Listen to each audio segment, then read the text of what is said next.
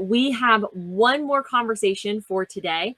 And that is someone more from my side of the pond. Ilya Brodsky he is based in Canada. I know that he is a big hockey fan, but so we've been talking about that. But he is the CEO of VanHack, and so we are going to be talking about VanHack and the work that you have been doing to attract, train, and retain talent. So, hello, Ilya. Happy to have you. How are you? Oh, could you speak one more time? Too. Okay, try it a third time.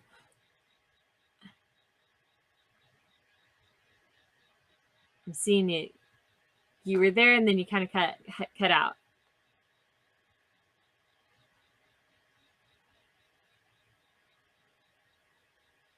How about now? Okay, we can hear you now. Yep. Okay. Sounds good. Okay, awesome. Well, hello. How are you doing? Good. It was these headphones. Sometimes they work and sometimes they don't.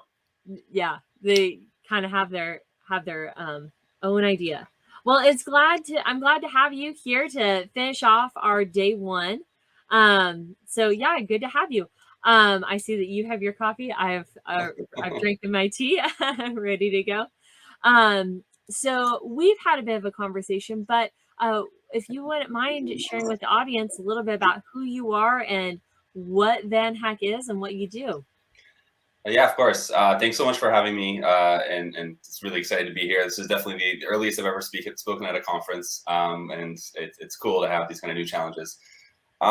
So my name's Ilya. I'm co-founder at VanHack. We are looking to build the world's largest talent community for folks who want to work from anywhere, work either abroad, work remotely, relocate, whatever that they're looking for, and enabling enterprises to be able to manage, hire those people and bring them to wherever those candidates want to be, which allows them to hire more senior and more diverse candidates faster. That is a massive mission statement that you just said. I love that. So just for context for our audience, yeah. So Ilya is you're based in Vancouver, is that correct? Yeah, Canada. Mm-hmm. In Canada, yeah, wonderful. So you are in a hot business right now. There is a lot of opportunities for people that are looking for work.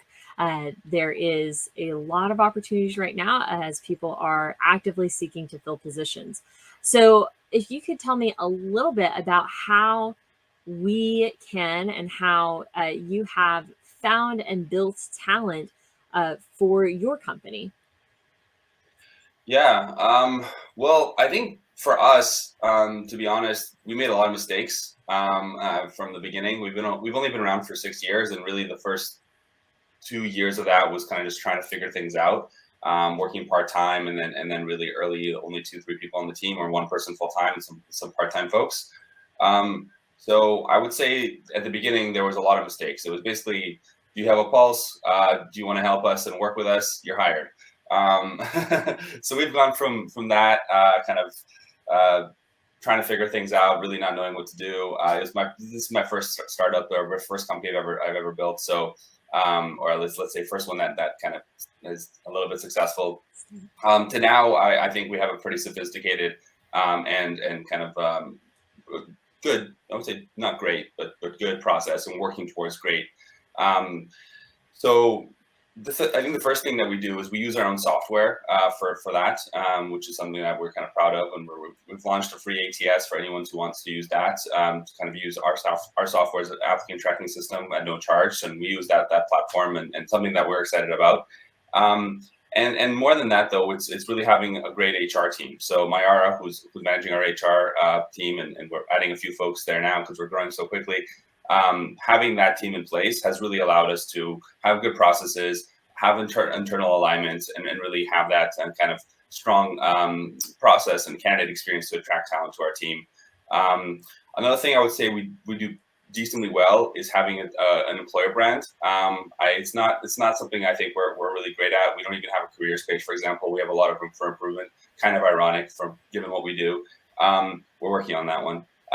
But just having kind of a strong presence on social media, and also a lot of success cases and testimonial and content about what we do and who we are, I think allows us to attract a lot of great talent. So those are the main things, but there's a lot more I can say on kind of general talent acquisition. And I think that for us, we're definitely not perfect, but we're working towards getting better. And it's really cool to kind of see best practices across all the, almost 1,000 employers we work with. So we can tell what works and what doesn't. What has been the trends that you've been seeing in terms of best practices in talent acquisition? I think the biggest one is speed. A lot of companies, they're way too slow, and we all kind of cry about there being a war of on talent, but at the same time we do nothing about it, or almost nothing about it. And forgive me for being so blunt, but it's a little bit I don't know. People kind of say, hey, there's a war of talent. It's kind of a fun, cool thing to say, but then okay, why are you taking 5 days to get back to candidates? Why are you late for interviews? Why don't you have like feedback systems and telling people what's going on or not? Why don't you have an employee referral program? There's all these things that people don't do, and the biggest one is just being too slow, and they're slow because it's not a priority. Because it's easy, right, to get like you sucked into your product. I want to build this. I want to get this done. I want to execute on my strategy and get my things going, and then you forget about hiring. It kind of is off to the side. It's like that 10th thing that you have to do because you have to build the business and make revenue and pay the bills and get things done. But then you realize, oh my gosh, we have 15 open roles, and how are we going? That's like I had a company yesterday come to me and say we have 50 open roles, right? So it's crazy. So I think it's something that you just have to be fast at, and that really comes with having a strong HR team and leadership alignment, and stuff like that. So that's the one thing. Just being too slow is I would say, challenge. Another thing that I'm seeing companies kind of maybe doing well is they're looking to hire from anywhere. So I think that's something that if you're not doing that, you're kind of you're only looking at, let's say, 1 to maybe 5% of the world's talent if you're limiting yourself to a city or a country. Like, would you do that with 1% or 5% of the world's food? Would you do that with 1% and 5% of the world's art? All those kind of things. Would you only like to service customers from your city? Then why are you only hiring talent from your city and fighting over with everyone else who happens to be in your city or your country? And oh, by the way, there's a ton of companies like Amazon and Facebook and all these huge companies hiring from your country, and hiring globally, and you're only looking for talent in this area code or zip code or so, and I know there's some legal reasons, things like that, but there's a lot of innovations coming out and happening. So we're seeing that kind of the companies that are the most nimble and most open and flexible are the ones having success. Mm-hmm. I want to go back. I think that speed should be in all caps, underlined with exclamation points on it. So yeah, definitely agree. Whenever you are, especially if you're looking at your cycle time for your applicants and it's looking like it's a month or 5 or 6 or 7 weeks, not going to be great for your war on talent, like what you're saying. So what, especially in terms of that, what are some action steps that you've been taking to make sure that you're getting back to employees, or sorry, that you're getting back to applicants in a timely manner and expediting that process? I think it starts from the top, from the leadership team. It's something we discuss almost every week, pretty much every week, as a leadership team when we meet. How are our internal hire processes going? Which roles are we having trouble with? Which roles are we doing well with? What are the steps everyone's in? We're able to log in and see all the roles in our ATS and kind of decide what to do, what's next. Tag each other and say, hey, check this out, check that out, talk to this candidate. This candidate's been a while. I'm not going to sit here and say we're perfect. We definitely have a lot of candidates that we need to get back to right now, and we haven't. Had one actually send me a message on LinkedIn this week, be like, hey, what's going on with this role? So, that's life. But I do see that, we're able to make a lot of hires. I think we've hired like 10 people in the last 2 or 3 weeks. So things are moving. It's just been a lot of alignment on the top, getting that conversation strategy going, and also allowing our leaders to run with things. So there's no bottlenecks, or we're removing the bottlenecks as much as possible. So if someone, for example, our CTO is looking to hire 4 developers, he can, have a quick chat with HR and everyone else he needs to align with, and then go run that process and make that his own. Our head of sales, she can make that her own, and same with success and events and all those different teams that we have on our at our company. So I think that's really important. Um, and yeah, like also having good software helps. You know, you can just one click reject someone or one click move them to the next step and book another interview. So those kind of things help a lot. But it really has to have that top level alignment in your company and make it a priority from the beginning. Mm-hmm. Yeah, really begins with two things I heard you say was, yeah, prioritization, and then also having the right processes. Yeah, yeah, for sure.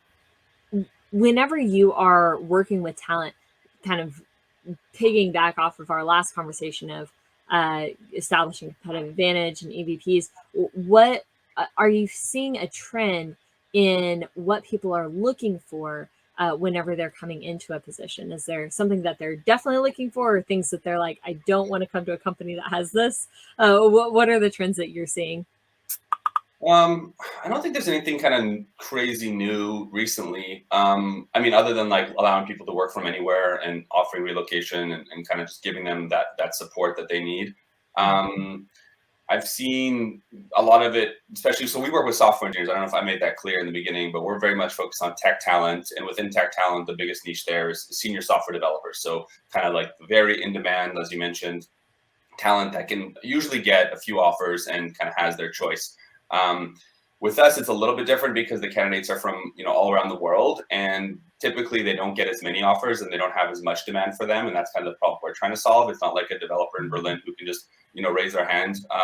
And Alexander Platz and a bunch of job offers will fly in there, it's worth them. The sky opens up, yeah. Yeah. Or just update their LinkedIn or reply to one of the 100 recruiter LinkedIn messages. So it's not exactly the same there, but really, I think people are looking, to work at a company that they believe in. I think that's something that millennials, Gen Z, it's kind of like stating the obvious here, but it's not just about making as much money as possible, but of course you need to have a good salary or enough. But it's about that mission, kind of getting excited as the last speaker was talking about, to go to work every day and do something that you do believe in, and you have a great team working with you. Career advancement, I think, is something as well, and learning, especially for software engineers, is huge because you're only and it's such an interesting field where like if you stop working for 6 months, you're basically your skills are almost not obsolete, but you're pretty far behind. So you always kind of have to continue on the new trend, the new skills, the new technology that's coming out, which makes it really exciting, but also challenging. So if you can bring someone and say, hey, listen, I know you want to work on back end, you want to work with Node.js. I'm going to give you a role that allows you to flourish in that skill. Or maybe, hey, we don't have something for you there, but I can give you mentorship opportunity or something where you can learn 20% time, something like that. That's really exciting for candidates. And the flexibility, right? Like if you're going to be telling people they need to work in an office, good luck. Like you're just cut off again. 90% of the world's talent. It's great to have an office, but make it voluntary. Come when you want. Maybe 1 day a week kind of mandate, but you don't want to be forcing people to do things they don't want to do. And so that flexibility, I think people are putting an emphasis on that now more than ever. So yeah, those are the kind of things that we're seeing, but it's really like just giving people a chance that maybe you otherwise wouldn't have taken a chance on because they, as the last speaker was saying, don't have all those characteristics that you might look for, physical and personal characteristics, not skills wise.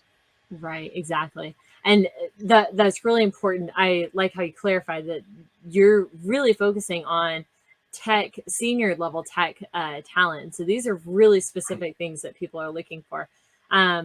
We had spoke, I just was speaking with some people last week, and they had, like you said, 10, 15, 20 positions that were open. And so that's the big question is, all right, what can we do? We keep on trying to up the salary, keep on trying to up so much, but a lot of what you're saying and what has been iterated throughout today is that clarifying that purpose, and you're actually the first one that's really highlighted those opportunities for growth and added reasons why that's so important with retaining your talent and attracting talent.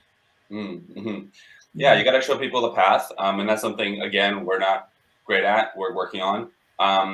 but it really helps people see that, if I stay here for a few years, then maybe I'll become an engineering manager, or maybe I'll become a kind of guru in this skill, or whatever their career goal might be.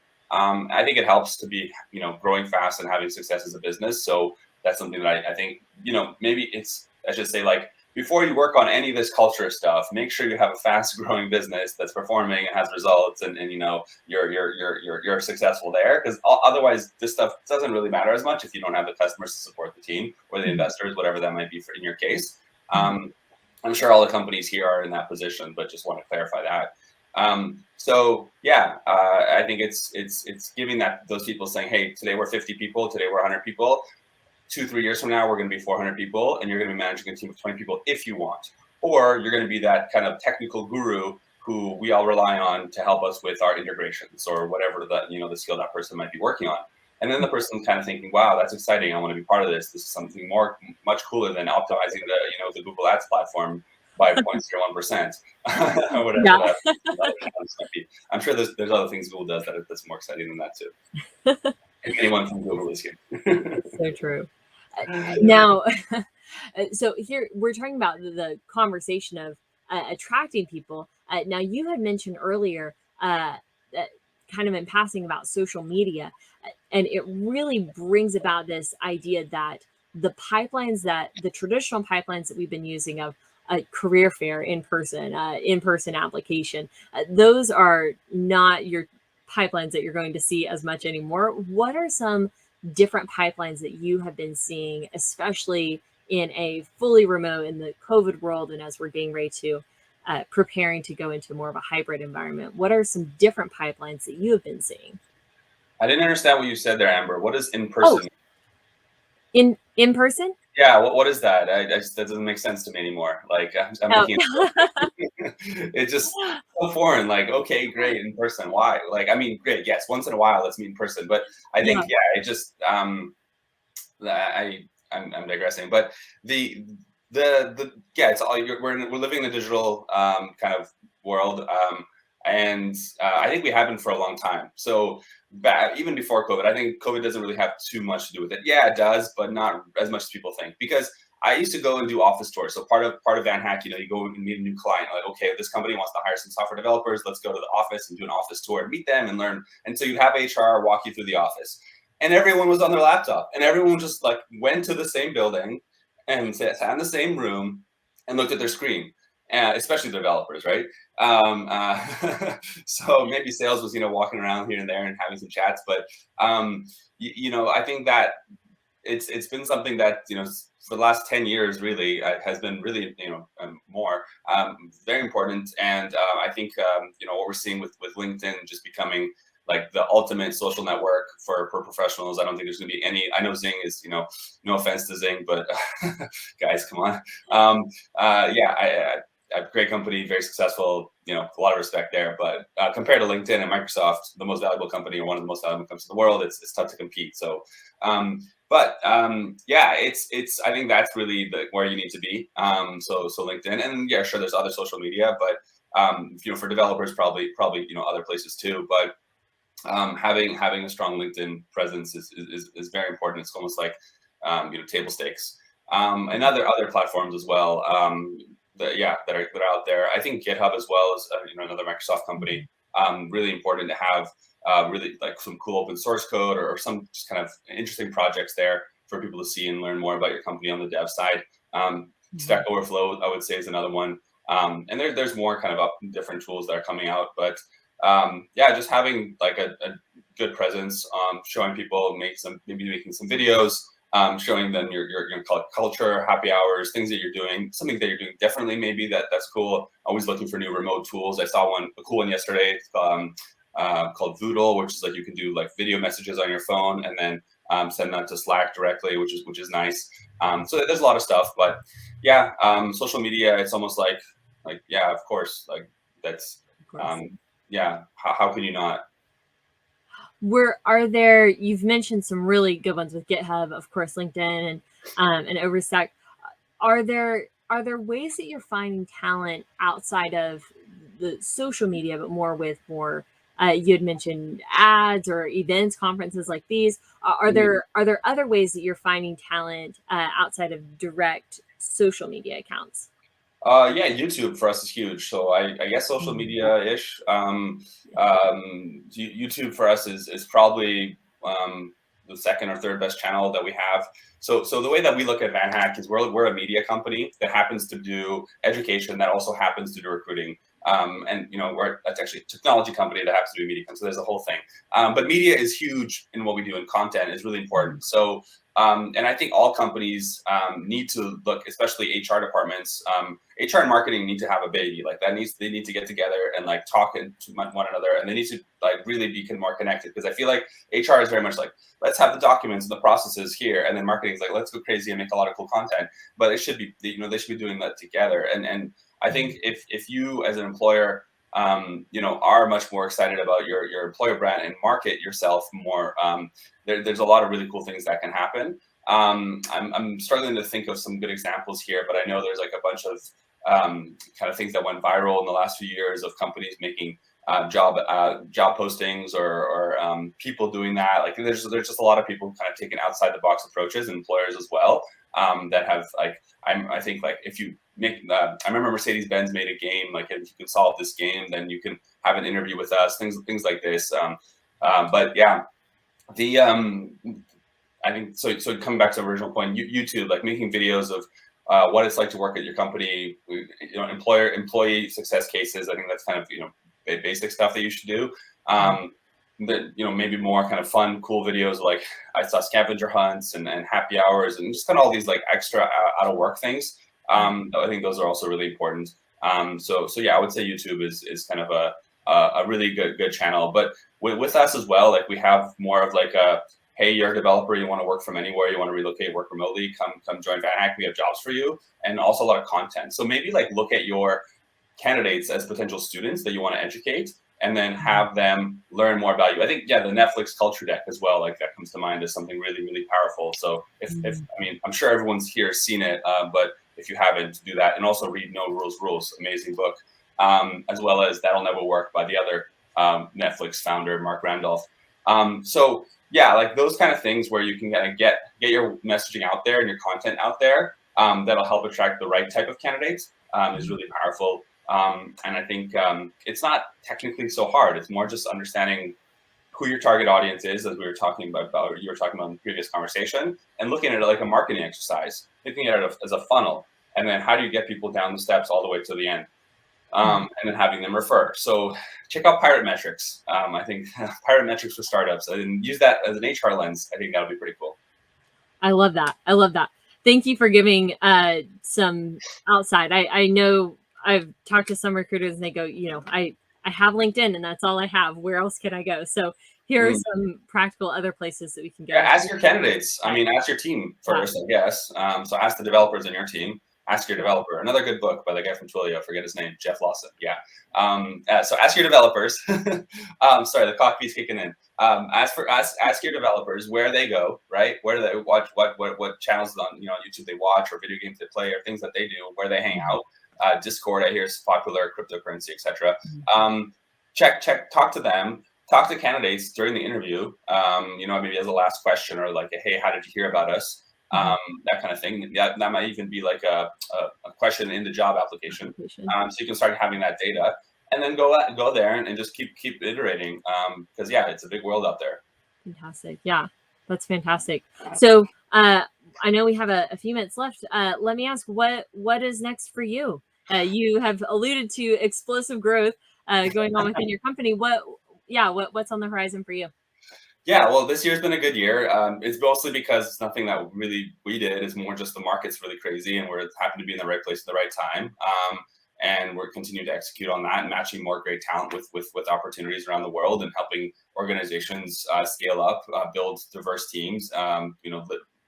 Actually, and hire those really hard to fill software developers. So that's kind of what we've been working on. But the next step, I think, for us is is just kind of how do we take 10x that? I know it's kind of cliche thing to say, but we're creating like a 5-year plan of, okay, how many people do we need to have in year 1, year 2, year 3, year 4? We're looking to probably be around 400 or 500 people in 5 years. Where now we're at 50, so literally 10x to 500, from 50 to 500, and hoping to grow revenue by hopefully 10x or more. And then kind of more on the short term, I alluded it to a little bit earlier in the beginning of the conversation, but we're launching actually our first software product. So the VanHack ATS, it's got vanhack.com/ATS, or it's going to be a free ATS, mostly for kind of earlier stage startups. So if you're an enterprise here, we don't have all those features that you're looking for yet. We're starting early, kind of with some kind of basic features for startups, making it free. So getting some people to use that, and hopefully we'll be kind of the go-to wave whenever people think of hiring in general, not just tech hiring, but just generally hiring. They'll think of VanHack, and we'll support them with an awesome, hopefully create the world's best ATS and make it free and add a ton of value to the HR community. Mm-hmm. Oh, I love that. I love that. Yeah, you have a lot coming up. So 10x in 5 years, it's huge.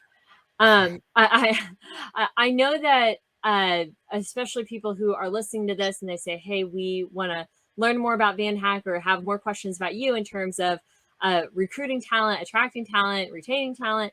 What's going to be the best way that they can get in contact with you? Yeah, I'm happy to do like a consultation or just like a chat with anyone who wants to talk. I used to live in Germany. I spent about a year there in 2017. Also in Luxembourg and Portugal. Europe is close to my heart. So I'm happy to make friends in Europe all the time. My wife is bugging me to move back. So yeah, that's to say, just add me on LinkedIn. I'm the only person in the world with my name, Ilya Brodsky. You can just type that into LinkedIn, you'll find me, and we'll connect and schedule a chat. Have some coffee and discuss things. Have the coffee ready to go.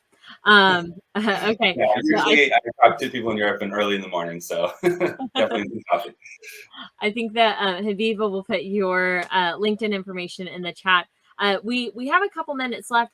Again, if anyone has any questions, please put them in the comments.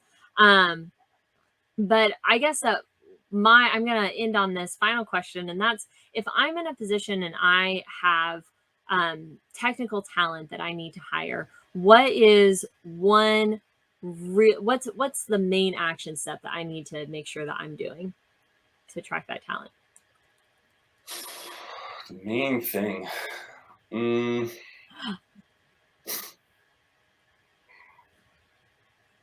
having a cool product.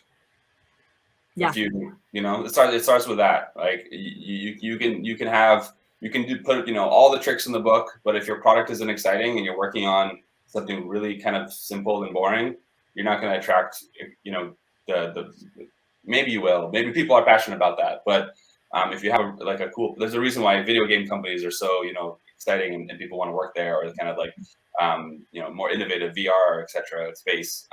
So having a cool product, I think, and maybe it's showing people why your product is cool, because I think maybe everyone has that, but like how do you position that and make it so? I think that's important. So yeah, I think that's something, and then kind of everything else will follow from that. Yeah, I love that. I love that. Yeah, and so even I like how you said, even if it may not seem as exciting to you, try and find that purpose or find that reason why it can be exciting as well. Perfect. Yeah, there's a reason you're working on it, right? So how do you explain that to others? Exactly. All right, awesome. Well, I cannot believe that our time is up already. Habiba has put Ilya's LinkedIn information in the chat, so if you want to reach out to him, please reach out and connect, and sure he'd be open to some conversation as well. Thank you so much for joining us. It was great to chat with you again. Great to see you again. You too, Amber. We'll definitely have to chat more, and thanks for having us at the conference. Have a good one, everyone. Take care. Thank you.